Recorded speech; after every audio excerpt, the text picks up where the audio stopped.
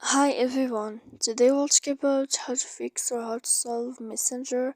I don't receive messages, sorry. To know how to fix or how to solve Messenger, I don't receive messages. You should just go to settings.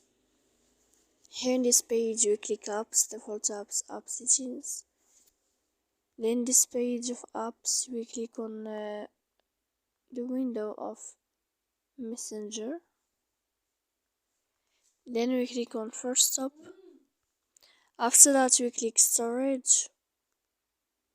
Here in this page we click clear cache, and in the end you can go to your airplane mode, you can turn on, then you can wait 3 seconds and you can turn off your airplane mode. So please don't forget to support us by like and subscribe. See you next time in another video.